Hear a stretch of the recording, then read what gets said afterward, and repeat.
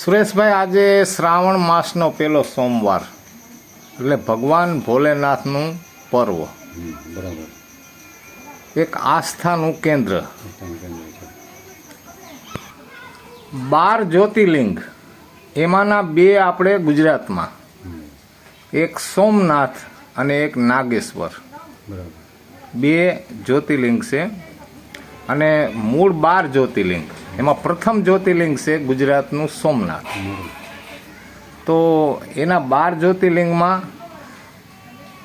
ઓમ સૌરાષ્ટ્રે સોમનાથમ ચ શ્રી શૈલે મલ્લિકાર્જુનમ ઉજ્જૈન્યા મહાકાલમ ઓમકારમ મમલેશ્વરમ પરલ્યા વૈદ્યનાથમ ચ ડાકિન્યા ભીમા શંકરમ સેતુબંધુ તુ રામેશમ નાગેશમ દારુકાવને વારાણસી તુ વિશ્વેશ્વરમ ત્રંબકેશ્વરમ ગોમતી તટે હિમાલય તુ કેદારમ ઘુસ્મેશ્વરમ શિવાલય એતાની જ્યોતિર્લિંગાની સાયં પ્રાતઃ પઠે નર સપ્ત જન્મ કૃતમ પાપ સમરણેનું વિનશ્યતિ.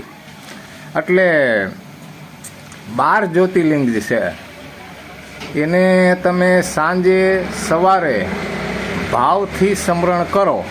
ભાવ એટલે આપણે તમે આગલા વિડીયોમાં કહી ગયા કે ભાવ કેને કહેવાય. એટલો ભાવ હોય તો એવું કહેવામાં આવે છે કે 7 જન્મના પાપ બળીને ભસ્મ થઈ જાય. બધાને શ્રાવણ મહિનાની શુભકામના. સુરેશભાઈ, તમે જે ભવિષ્યવાણી કરી અને કુદરતનો કહેર હકીકતમાં છે હું? કુદરતનો કહેર ના હોય. કહેર હોય મારા ને તમારા કર્મનો. જે આપણા કર્મ છે એ કુદરતને વિનાશ કરવા ઉપર મજબૂર કરે, વિનાશ કરવા માટે મજબૂર કરે. વિનાશનું કારણ છે કર્મ. પેલું વિશ્વ લેવલે યુદ્ધના મંડાણ જેવા કે Russia, Ukraine, Israel, Hamas, Iran, ન્યા ચિનગારી લાગી ગઈ છે. બીજું કુદરત વિરોધી કર્મ